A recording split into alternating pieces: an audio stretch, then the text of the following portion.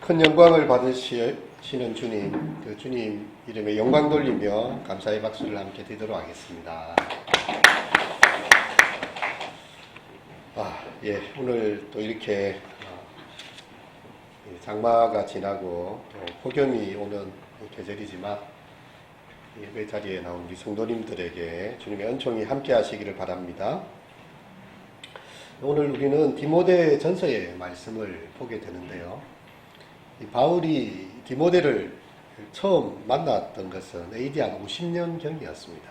그래서 이제 디모데가 한 10대 중반이었을 때, 이 사춘기 청소년 시절에 디모데를 처음 만나게 된 것이지요.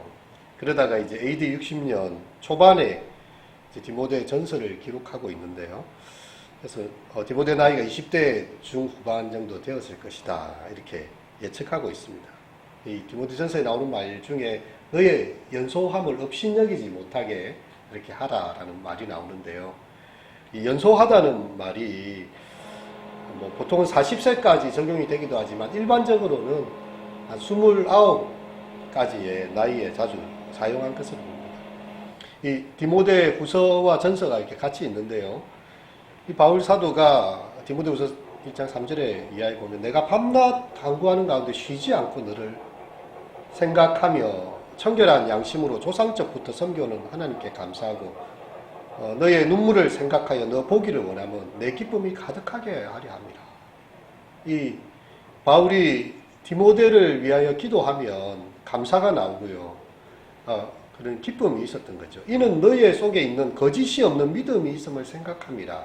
이 믿음은 먼저 내 외조모 로이스와 내 어머니 유니게 속에 있더니 내 속에도 있는 줄을 확신하노라. 이 바울 사도는 이 디모데가 외가 쪽에 영향을 받으면서 외조모와 또 어머니 속에 있던 그 순수한 믿음, 거짓이 없는 믿음, 참 그것을 보았던 거죠. 그 믿음이 너의 속에도 있구나.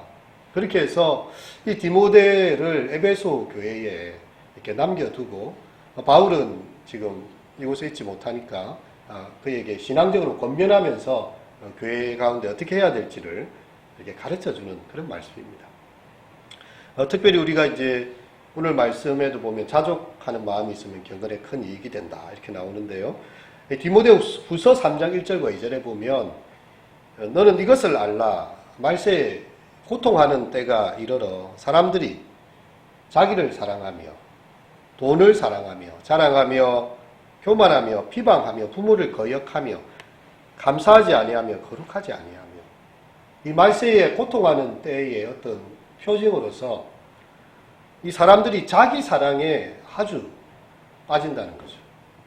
그리고 돈을 사랑하고 부모를 거역하고요, 쾌락을 사랑하기를 하나님 사랑하기보다 더하고 경건의 모양은 있으나 경건의 능력을 잃어버린 자다. 경건의 모양은 있어요. 하지만 그 속에 능력이 없는 참 그런 상황이 되는 것입니다. 이러한 때에 이 디모데에게 어떻게 이 어려운 시대를 살아가게 될지에 대해서 오늘 본문 6절에 보면 그러나 자족하는 마음이 있으면 경건은 큰 이익이 되느니라, 이렇게 이야기가 되어져 있습니다. 헬라어의 첫 어순을 따라서 번역하면요, 큰 이익은 자족하는 경건이다, 이렇게 원어적으로는 이해가 됩니다. 큰 이익. 왜 지금 이 이야기를 하고 있는가 하면 이 에베소 교회에 이 거짓 교사들이 들어온 것이죠. 이 거짓 교사들은 물질적인 것에 자신의 가치를 많이 두었습니다. 하지만 이 디모데에게는요, 그보다 더 크고 위대한 이익이 있다는 것을 바울이 깨우쳐주고 있는데, 직접적으로 언급은 안 되지만 우리가 12절에 가보면 믿음의 선한 싸움을 싸우라, 영생을 취하라.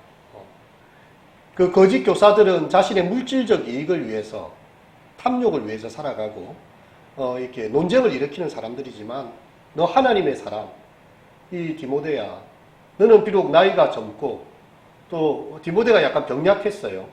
그래가지고 이 위장에서 자주 나는 병을 위해서 가끔씩 포도주, 물만 너무 마시지 말고 포도주를 써서 그것을 치료하라, 이런 말도 하고 있습니다. 이 디모데에게 그렇게 영생의 가치를 알고 그것에 선한 싸움을 싸우라고 이야기를 하고 있는 것이죠. 여러분, 영생과 물질적 유익을 우리가 만약 저울에 잣대에 대어 본다면 과연 어디에 비중을 두겠습니까? 여러분, 사람이 죽으면 이 땅에 돈 한 푼도 가져갈 수가 없지요. 우리 잘 아는 알렉산더 대왕이 젊은 나이에 온 그 지역을 차지하고 났어요. 인도까지도 정복한 위대한 제국을 건설하지 않았습니까? 알렉산드리아라고 곳곳마다 이 대도시를 건설하고 자기 이름을 붙여서 더 그레이트 알렉산더라고 하죠. 대왕이죠, 대왕. 그가 알았어요. 자기가 죽어서 아무것도 가지고 가지 못한다는 것을. 자기의 관에다가 구멍을 2개를 내가지고 오른손 왼손을 내고 나의 빈손을 보여서 백성들로 알게 하라. 우리가 아무것도 세상을 떠날 때 가져갈 것이 없다.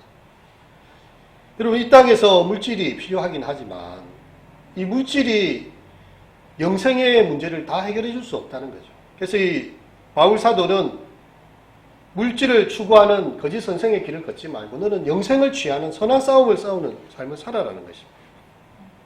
여러분, 돈에 대한 탐욕은요, 죄의 근원이 됩니다. 그리고 탐심을 버리고 가진 것에 만족하는 것은 경건의 시작이 되는 거죠. 우리에게 자족하는 마음이 있습니까? 여러분, 내게 있는 것들에 대해서 생각해 보면서 정말 이것으로 감사하다는 생각을 해본 적이 있나요? 여러분, 자족하는 마음은 우리가 정말 우리의 영혼을 하나님 앞에서 바라볼 때 가능한 것이죠. 그런데 오늘 내게 잠을 잘 수 있는 집이 있고 비를 막아줄 수 있는 집이 있고 오늘 내게 먹을 것이 있고 입을 것이 있다면 정말 감사함으로써 그 하루를 살아갈 수 있는 그런 마음이 오늘 본문의 말씀에 보면 자족하는 마음입니다. 우리가 세상에 아무것도 가지고 온 것이 없음에 또한 아무것도 가지고 가지 못하리니 우리가 먹을 것과 입을 것이 있은즉 족한 줄로 알 것이니라. 여러분, 그 가운데서 우리가 이 경건의 훈련들을 해 나갈 수가 있다는 거죠. 이 빌립보서 4장에도 보면 바울 사도가 자신의 삶을 요약하면서 그런 이야기를 합니다. 내가 궁핍함으로 말을 하는 것이 아니라 어떠한 형편에든지 나는 자족하기를 배웠노니 비천에 처할 줄도 알고 풍부에 처할 줄도 알아 모든 일 곧 배부름과 배고픔과 풍부와 궁핍에 처할 줄을 아는 일체의 비결을 배웠노라. 내게 능력 주시는 자 안에서 내가 모든 것을 할 수 있느니라. 그가 배부른 일이나 혹은 배고픔의 일이나 풍부함이나 궁핍이나 어떤 형편에든지 하나님께 감사하고 그것에 대해서 이렇게 자족하는 마음을 배운 것입니다. 여러분, 우리 시대는 참 쉽지 않은 시대인 것 같아요. 왜냐하면 성령의 9가지 열매 중에서 제일 맺기 어려운 열매 중에 하나가 이 마지막에 나오는 절제의 열매입니다. 가진 것에 만족하면서 이렇게 자신의 삶을 셀프 컨트롤할 수 있는 그런 마음인데요. 우리 시대에는 탐욕을 부추기는 사회입니다. 여러분, 이 모든 우리가 들어가는 매체 속에 광고가 안 들어가는 게 없거든요. 이 광고의 내용을 잘 보면 그거예요. 신상품이 나왔고 좋은 것이 나왔으니 예전 것들은 다 퇴물이라는 거죠. 내가 지금까지 쓰고 있던 게 나에게 전혀 불편함을 주지 않습니다. 이 정도만 해도 살아가는데 별 무리가 주지 않아요. 근데 더 요새 말로 말하면 신박한 그런 물건이 출시가 되고 이제 뭐 코로나의 시대에 바이러스까지 퇴치시키고 막 해주는 그런 물건들 이 시대에 맞게끔 계속해서 이 광고의 홍수가 떠내려옵니다. 그것은 무엇인가 하면 남의 가진 것들을 탐하라는 거죠. 이 물질들을 탐하고 돈을 너희가 이렇게 쓰고 그래서 계속해서 이 자본주의 사회에서는요, 사람의 욕망을 끊임없이 부추깁니다. 끊임없이 부추기. 이 탐욕을 부추기는 사회 속에서 절제를 하고 살아가기가 참 쉽지 않습니다. 최근에 뉴스를 보면서 참 이렇게 안타까운 뉴스를 보게 됐는데요. 배불른 효과라고 여러분 혹시 들어보셨죠? 이렇게 경기가 어려워지고 사람들이 살기 어려우면 이렇게 다 경제 규모를 축소합니다. 근데 희한하게도 경기와 상관없이 비싼 명품 차들이나 비싼 명품 백들이나 비싼 것들이 돈을 더 얹어주고서도 사는 효과죠. 아, 내가 이런 것을 가졌다. 이렇게 자기 만족감 내지는 허영심을 부추기는 그런 게 많다는 거예요. 그래서 이 어떤 프랑스의 G로 시작하는 어떤 명품백 회사에서 야, 이 한국 사람들은 돈만 올리면 더 살려고 줄을 서더라. 이게 지금 가지고 있는 재정 능력에 상관없이 이렇게 뻥튀기를 해서 돈을 올렸는데도 더 많이 살려고 하는 거예요. 이게 배불리는 효과라고 하거든요. 정말 배부른 사람들의 효과이긴 한데 이런 현상이 단지 일부 부유층에만 있는 게 아니라요. 젊은이들 사이에도 퍼져가고 있다는 거죠. 그래서 지금까지 가지고 있는 내가 가지고 있는 건 아무것도 아닌 것처럼 더 명품을 사고 더 이름 있는 것들을 사고 이렇게 해야 내가 사람들로부터 인정받을 것 같고 나의 존재로서가 아니라 나의 소유로 나의 어떤 가진 이 명품과 이런 것들로 자신의 존재감을 확인받으려고 하는 이런 일들이 우리 한국 사회에 일어나고 있다. 한국 사람은 무슨 호구로 아는가 뭐 이렇게 하면서 이 뉴스들이 나고 있더라고요. 이런 시대를 살아가면서 우리 바울 사도가 디모데에게 준 이 메시지는 정말 우리에게 중요한 지침이 되고 있습니다. 그러나 자족하는 마음이 있으면 경건에 큰 이익이 된다. 우리가 하나님 앞에서 경건하게 살고자 할 때에요. 내게 있는 것들에 대해서 감사하는 마음. 먹을 것과 입을 것이 오늘 있고 내가 처할 수 있는 집이 있고 정말 힘들지만 오늘 하루를 살아갈 수 있는 것이 있음에 건강이 있음에 오늘 하루가 하나님으로부터 주어진 선물임을 알고 그렇게 자족하는 마음이 있으면 경건에 큰 이익이 된다. 그렇게 이야기하고 있는 거죠. 여러분 이런 마음은요. 물질에 크게 묶이지 않는 마음입니다. 육신에 대해서 속박되지 않으려는 마음이고요. 사람들에게 매이지 않는 것입니다. 그냥 하나님 안에서 하나님이 내게 허락하신 이것에 대해서 감사하면서 그렇게 살아가는 마음이죠. 그것의 근거로 바울 사도가 이야기하는 것은 이것입니다. 우리가 세상에 아무것도 가지고 온 것이 없지 않나요? 우리가 부모님으로부터 이 세상에 태어났을 때 아무것도 가지고 온 게 없어요. 시로라기 하나 걸치고 온 게 없고 정말 빈손, 맨몸으로 태어났습니다. 하지만 하나님의 은총이 우리의 삶에 부어주시지요. 부모님이라는 선물을 주시고 가족이라는 선물을 주시고 저도 이렇게 아이들의 탯줄을 자를 때에 그런 느낌이 들었어요. 이제 엄마의 뱃속에서 이 자궁 안에서 모든 영양분을 공급받았는데 이 내가 탯줄을 자르는 순간 내가 이제 이 아이의 삶의 책임을 지고 우리 가정이 살아가는 삶의 책임을 져야 되는 거예요. 이 아이가 아무것도 가지고 온 것이 없습니다. 그리고 이제 우리의 인생이 다 끝나는 날 우리는 또 아무것도 가지지 못한 채 빈손으로 우리 최근에 교회 장례식들이 있었지만 아무것도 동전 하나 10원짜리 한 장 들고 가지도 못하고요. 그냥 다 놓아놓고 그렇게 떠나가는 거죠. 어떤 고인을 했던 분이 갑자기 돌연사해가지고 그 사람이 막 수조의 어떤 돈을 이렇게 이 코인 안에서 만들어 놨는데 이 가상화폐 안에서 비밀번호를 자기만 알고 있대요. 근데 그 돈은 아무도 가져갈 수 없고 그냥 없어지는 거예요. 자기 자녀한테라도 가르쳐 주면 아는 사람한테 가르쳐 줘야 되는데 내가 꼭꼭 숨겼어요. 내가 이 부의 확장을 한번 해보리라 해가지고 수조의 돈을 했는데 비밀번호 아는 사람이 없어. 그래서 그 돈은 그냥 없는 거예요. 수조면 뭐합니까? 아무도 그걸 기억하지. 그는 죽었고 그것을 아는 사람이 아무도 없는 이 자본주의 사회의 허상을 보여주는 어떤 단적인 사건이 된 것이죠. 그래서 우리가 아무것도 가지고 가지 못할 것이기 때문에 지금 오늘이라는 시간에 우리가 살고 있음에 감사하고 자족하면 경건에 큰 이익이 된다. 여러분 세상은 우리를 장악하려고 합니다. 또 세상 우리를 끊임없이 유혹해요. 아니 돈이 없는 것보다는 돈이 있으면 좋고 돈이 더 많으면 좋겠죠. 그리고 화려한 영광을 가지고 그 이름이 널리 알려지면 더 좋겠죠. 그리고 힘을 가지고 권력을 가지기 위해서 여러분 지금 이제 대선 주자들이 막 서로 이렇게 자기를 뽑아달라고 이 국민들에게 호소하는 그런 방송들이 많이 나오고 있습니다. SNS에도 또 누구를 사랑하는 사람들 그 모임들이 막 와가지고 자기들 이 후보를 지지한다 그렇게 하면서 나오고 있는데요. 이 권력을 찾아갑니다. 여러분 사실 우리의 본성상 그거에 잘 이끌려요. 마치 우리의 자성을 두고요. 이렇게 나침판을 딱 두면 이 나침판을 가만 놔주면 북극을 향해서 이렇게 초침이 딱 맞아집니다. 이 세상의 것들과 이 세상에 있는 것들이요.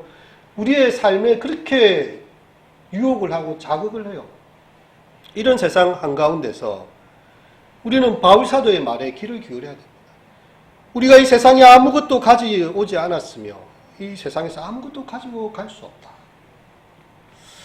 우리는 하나님 앞에서 성경의 말씀들에 귀를 기울여야 됩니다. 예수님께서 그런 말씀을 하셔서 너희가 이 잔치집에 가거든 윗자리에 앉으려고 하지 말고 제일 가서 말석의 끝자리에 앉아 있어라. 그렇게 해요.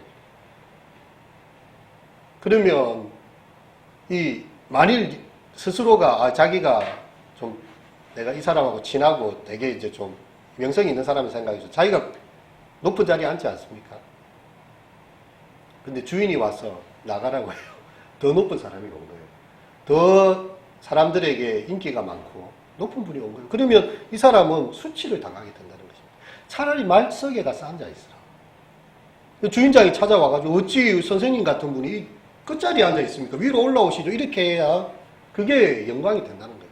스스로가 영광을 취하지 말고 도리어 마음을 낮게 하면 하나님께서 그 사람을 높여주시고요. 사람들도 그의 가치를 알아준다는 그런 이야기죠. 우리 바울은 자족과 관련해서 대표적인 것 두 가지를 이야기합니다. 먹을 것과 입을 것입니다. 여러분 이건 우리 살아가는데 가장 중요한 요소이죠. 여러분 또 대부분 사람에게 자주 걸림돌이 되기도 합니다. 그래서 그냥 먹을 것이 있고 입을 것이 있은 적 족한 줄로 알라. 한편으로는 먹을 것과 입을 것이 너무 없어서는 안 된다 이런 말이 될 수도 있지만 한편으로는 너무 먹는 것 때문에 무엇을 먹을까, 무엇을 입을까, 무엇을 마실까를 염려하면서 살아가지 말라는 산상수훈의 예수님의 말씀과 같습니다. 그것에 매여가지고 살아가는 우리 인생에 그것을 좀 벗어나라는 거죠.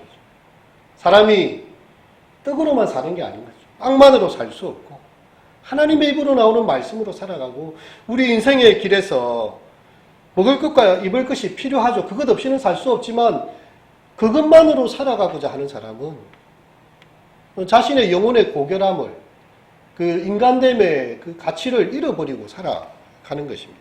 예수님께서 우리에게 기도를 가르치셨어요. 우리에게 일용할 양식을 주시고 여러분 이 기도는 예수님께서 직접 우리에게 가르쳐 주신 기도입니다. 우리는 아무것도 먹지 않고 살 수 없어요. 필요한 것이 있습니다. 일용할 양식이 필요합니다. 그것을 하나님께 구하라는 것입니다. 하나님께서는 우리에게 필요한 음식과 돈과 또 우리의 살아가는 물질적인 필요가 있다는 것을 분명히 알고 계세요. 그래서 일용할 양식을 우리에게 주옵시오라고 기도하라고 합니다. 하지만 우리에게 쌓아놓을 양식을 우리에게 자신의 그 미래의 불안함을 다 잠재울 만큼의 어떤 풍요한 양식을 위해서 기도하도록은 이야기하지 않고 있습니다. 꼭 필요한 양식으로 주님 앞에서 채우시기를 그렇게 우리의 물질적인 필요를 구하되 그것이 우리의 삶의 목적이 되지 않도록 도리어 너희는 먼저 그의 나라와 그의 의를 구하라. 그리하면 이 모든 것들을 너희에게 더하시리라. 하나님께서 우리의 필요를 알고 계시는 것이죠. 히브리서 3장에 보면 이렇게 이야기합니다. 형제들아 너희는 삼가 혹 너희 중에 누가 믿지 아니하는 악한 마음을 품고 살아계신 하나님에게서 떨어질까 조심하라. 오직 오늘이라고 일컫는 동안에 오늘이라고 일컫는 이 날에 매일 피차 권면하여 너희 중에 누구든지 죄의 유혹으로 완고하게 되지 않도록 하라. 여러분 오늘이라는 이 날에 우리에게 필요한 일용할 양식을 위해서 또한 우리가 죄의 유혹에 흔들리지 않도록 그렇게 기도하라는 것입니다. 여러분 우리가 진짜 이런 경지에 이를 수 있다면요. 이 사람은 탐욕에 대해서 승리하는 사람이에요. 더 이상 유혹이 불가한 거예요. 하나님께서 내게 오늘 먹을 것을 주셨는데 뭐 다른 게 더 필요하겠는가? 오늘 나에게 입을 것을 주셨는데 무엇이 다 필요하겠는가? 여러분 탐욕은 작은 조각 하나라도 우리한테 남아있으면요. 우리의 삶을 다 삼키려 할 것입니다. 탐욕의 작디 작은 불티 하나라도 우리 마음속에 간직하면요. 이 불신은 온 성을 불태우는, 삶을 불태우는 것이 되게 됩니다. 여러분, 바울은 오늘 본문에서 돈이 많은 부자들은 죄가 있다 이렇게 말하는 게 아니에요. 돈이 죄가 아니에요. 우리 말씀을 잘 읽어봐야 되겠지만 부하려고 하는 자들은 시험과 올무와 여러 가지 어리석고 해로운 욕심에 떨어지나니 곧 사람으로 파멸과 멸망에 빠지게 하는 것이니라. 돈을 사랑함이 일만하게 뿌리가 되나니 이것을 탐내는 자들은 미혹을 받아 믿음에서 떠나 많은 근심으로 자기를 찔렀다. 돈에 대해서 사랑하고 돈이 목적이 되고 돈이 최고의 가치가 되는 사람. 여러분, 우리 시대는 그 어느 시대보다도 돈이 최고의 가치가 되어 있어요. 예전에 조선시대의 사람들은요, 이 양반이라는 게 있었어요. 비가 내려도 이 딸깍발이 양반들은요, 포음을 내면서 천천히 걸어갑니다. 자기의 위신과 명예를 소중히 여겼던 그런 것이죠. 근데 오늘날 우리가 살아가는 사회는요, 돈이 얼마나 있느냐, 그의 통장에 그의 수입이 얼마고, 이 물질이 최고의 가치가 되고 있어요. 그것이 모든 나라의 경계를 다 무너뜨리고 있고요. 그리하여서 돈이 하나님에 대한 가치까지 와 있습니다. 그래서 철학자는, 니체 철학자는 그런 이야기를 하죠. 예전에 하나님께 드렸던 헌신과 사랑과 그 모든 존경을 현대의 사람들은 돈에게 다 바치고 있다. 그렇게 말을 하고 있어요. 신에게 드렸던 예배와 경배를요, 사람들이 돈에게 바치고 있다는 거예요. 이 시대가 얼마나 어그러진 시대인지 그렇게 철학자는 꿰뚫고 있는 것입니다. 여러분, 재물을 탐하게 되면요, 우리가 이 부의 욕구에, 돈의 그 사랑함으로 들어가게 될 때에 모든 악의 뿌리가 거기로부터 나온다는 거죠. 시험에 빠지고 올무에 떨어지게 됩니다. 돈에 대한 탐심이 우리를 믿음에서 떠나게 해요. 많은 근심 가운데 우리를 고통받게 하고 우리의 마음을 쿡쿡 찔러댑니다. 미혹을 받아 믿음에서 떠나 많은 근심으로 자기를 찔렀도다. 여러분, 그것이 신앙을 떠나게 할 정도의 큰 힘이 있다고 그것을 믿음의 아들 디모데에게 바울은 경고를 해주고 있는 것이죠. 여러분, 탐욕이라는 벌레가요, 우리의 마음속에 기어다니고 있습니다. 남들보다 더 많은 것을 갖고자. 예수님께서 말씀하시고 성경의 십계명에도 말씀하시지만 이 탐심에 대한 부분은요, 십계명의 제일 마지막에 나오잖아요. 내 이웃의 것을 탐하지 말라. 여러분, 이것 때문에 사람들이 거짓말도 하고 살인과 간음과 또 하나님의 정한 안식도 지키지 않고요, 우상을 숭배하고, 이 모든 것들이 역으로 따지면 십계명의 마지막 우리의 마음속에 있는 이 탐심이라는 벌레가요, 모든 계명을 어거뜨리고 하나님을 하나님으로 섬기지 못하게 하고 우상으로 전락시키는, 또 이웃에 대해서 거짓을 행하게 하고 악을 행하게 하는 그 모든 근원이 이 탐심에서 나온다고 이야기합니다. 삼가 모든 탐심을 물리치라. 생명의 근원이 이에 있지 아니하니라. 예수님께서 이 형과 유산을 나누는 한 아우가 와가지고 예수님 앞에 이 유산을 좀 제대로 공평하게 분배해 주십시오 하니까, 누가 나를 너희 유산 나누는 자로 세우느냐. 삼가 탐심을 물리치라. 사람의 생명이 그 소유의 넉넉함에 있지 아니함이니라. 그렇게 말씀하시고 나서 우리가 잘 아는 어리석은 부자의 이야기를 하십니다. 오늘 밤에라도 그 부자의 생명을 취하면 그 예비한 것이 도대체 누구를 위한 것이냐. 도리어 너희는 이렇게 재물을 흩어서 낡아지지 않는 주머니를 만들고 하늘의 보화를 쌓으라고 예수님께서 말씀하신 거죠. 여러분, 우리는 과연 하나님 앞에서 이 세상의 재물을 탐하지 않고 내가 살아가는 것이 오직 하나님의 은혜에 대한 것임을 그렇게 믿고 그 길을 걸어갈 수 있겠습니까? 이 최영 장군, 우리 잘 아는 말로 황금을 보기를 돌같이 하라. 근데 사람들의, 하나님의 사람으로 우리 하나님의 백성들은 과연 세상의 물질 보기를 돌보듯이 그렇게 할 수 있습니까? 어느 날 사탄이 10개의 병을 들고서 한 청년을 찾아왔어요. 10개의 병 중에 9개는 꿀물인데 하나는 독약이 들어있다. 야, 이거 한번 먹어보고 만일 꿀이 있는 병을 마시면 엄청난 액수의 돈을 주겠다. 이렇게 하는 거예요. 청년은 거절했습니다. 아무리 큰 돈을 준들, 이 사탄의 말을 믿을 수 있나? 이 자기 생명이 걸린 일인데 첫 잔에 이렇게 독이 걸려서 죽을 수도 있고 자기 생명과 돈을 막 바꾸다니 안 하겠다 이렇게 이야기합니다. 아니 그런데요 계속 사탄이 유혹합니다. 9대1이다 9대1. 9개는 꿀물이다. 그래서 이 청년이 한 쏙는 데 치고 그래도 9대1의 확률이니까 병 하나를 딱 골라 마셨어요. 그리고 마셔야 됩니다 이거는. 마시니까 참 다행스럽게도 꿀물이 들어있었어요. 청년은 마음에 안도하면서 큰 돈을 받고 나서 다시는 나를 찾아오지 말라고 사탄에게 경고장을 했습니다. 사탄 금지 오지마 이렇게 했습니다. 근데 이 사탄은 다시 찾아와요. 그리고 이렇게 이제 이야기합니다. 남은 9개 중에 8개가 꿀물이고 이제 하나 남았는데 이번에 꿀물을 먹으면 전에 받았던 돈의 2배를 주겠다. 야, 이 뭐 사람의 마음을 들었다 놨다 하죠. 2배를 준대요. 그 돈의 맛을 한번 알았기 때문에 2배를 주겠다 이야기합니다. 청년은 처음에는 좀 거절했지만 이번에는 쉽게 유혹에 넘어갔습니다. 과연 2배의 돈을 받았어요. 이제 자기가 일할 필요도 없어요. 그냥 방탕하게 삽니다. 그리고 알코올 중독에 빠지고 마약 중독에 빠지고요. 이제 자기가 사탄을 찾아요. 내한테 좀 병을 가지고 와서 시험을 해달라. 그래서 사탄은 남은 병들을 가지고 와서 청년에게 병을 건네주기 시작했고요. 그는 죽음도 두려워하죠. 어차피 인생 한 번 죽는 거. 그냥 이렇게 사람이 바뀌기 시작하는 거예요. 참 운이 좋게도 그는 이제 노인이 되었고요. 이제 사탄이 어느 날 남은 2병을 딱 가지고 왔습니다. 이제 딱 그거죠. 돈벼락을 맞든지 여기서 죽든지. 마지막 인생 승부를 가르는 다 그 지경까지 온 겁니다. 그는 마지막 식은 땀을 흘리면서 한 병을 잡았고요. 떨리는 손으로 탁 마셨습니다. 꿀물이었습니다. 끝까지 살아남았다. 이제 나에게 더 많은 돈을, 지난번보다 더 더블의 돈을 달라고 도취를 하고 있는데 이 노인이 된 사람에게 사탄은 마지막 한 병을 가지고 이렇게 이야기를 합니다. 처음부터 독약이 든 병은 없었어. 다 꿀물이야. 너는 이미 돈이라는 독약에 죽어가고 너는 이미 돈이라는 독약에 죽어가고 있어. 지금까지 내가 준 돈의 대가가 이제 너의 고통으로 다 지불될 것이다.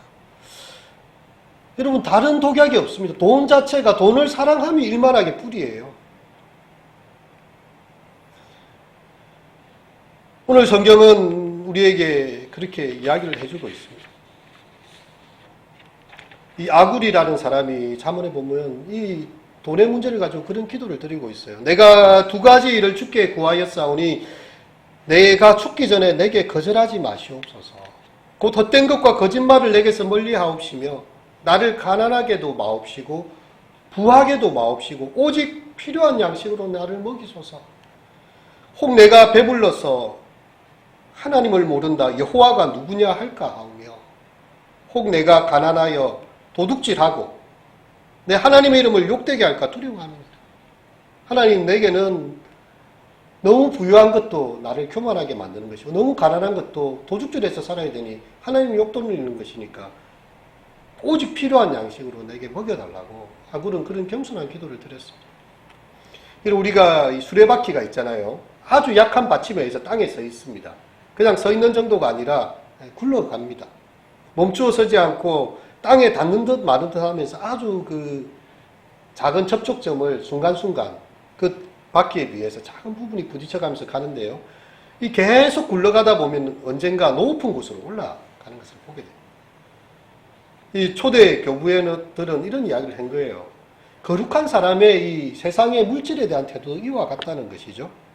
우리가 육신을 지녔기 때문에 어느 정도의 먹을 것과 입을 것이 필요합니다. 돈이 필요하고 물질이 필요해요. 하지만 현세의 일을 어느 정도 생각하고 살아가지만 그냥 오늘 하루를 견딜 수 있을 정도만 굴러갈 수 있을 정도만 가면 된다는 거죠. 먹을 것과 입을 것에 가진 것에 만족하고 그렇게 그것에 의지하면서 조금씩 땅과 접촉을 유지하면서 결국에 우리는 하나님의 주님의 보좌 앞에 서야 되는 것이 우리 인생인데 여기에 칠퍼덕하고 수레가 그 진흙탕에 빠지지 말라. 돈의 진흙탕에, 물질의 진흙탕에, 욕심의 진흙탕에 빠지지 말라는 거죠. 그래서 필요한 양식이면 충분하다. 내게 오늘 입을 것과 먹을 것이 있다면 이 자족하는 마음은 경건의 큰 이익이다. 그리고 이제 바울 사도는 디모데에게 이야기합니다. 오직 너 하나님의 사람아, 너는 하나님의 사람이야.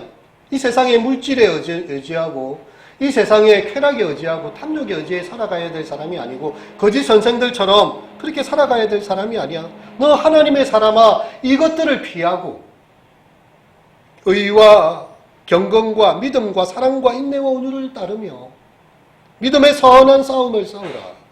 영생을 취하라. 이를 위하여 내가 부르심을 받았고 많은 증인 앞에서 선한 증언을 하였도다. 우리는 피해야 될 것들이 있습니다. 이 거짓 선생들이 가르쳤던 그런 이 물질적 이익에 매여 사는 마음, 부패한 마음으로 살아가는 것, 재물을 사랑하는 탐심이 아니라요. 이것들을 피하고 의와 경건, 믿음과 사랑과 인내와 온유를 쫓는 것. 이 선한 싸움은 우리에게 결국 영생을 허락하는 것입니다. 우리가 하나님 앞에 섰을 때에 하나님께서 내가 너를 도대체 모른다 하시면 우리 인생이 뭐가 이 세상에서 많은 것을 누렸다 할지라도 그것이 다 무슨 소용이에요?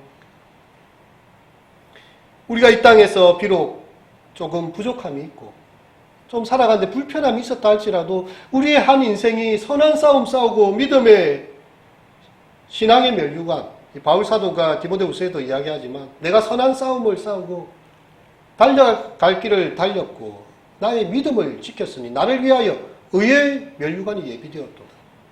내게만 아니라 주의 나타나심을 사모하는 모든 자들에게니라. 히브리서 기자는 이야기합니다. 이러므로 우리에게 구름같이 둘러싼 허다한 증인들이 있으니 모든 무거운 것과 얼매기 쉬운 죄를 벗어버리고 인내로서 우리 앞에 당한 경주를 경주하며 믿음의 주요 또 온전케 하신 이인 예수를 바라보자. 그는 그 앞에 있는 기쁨을 위하여 십자가를 참으사 부끄러움을 개의치 아니하시더니 하나님 보좌 우편에 앉으셨다.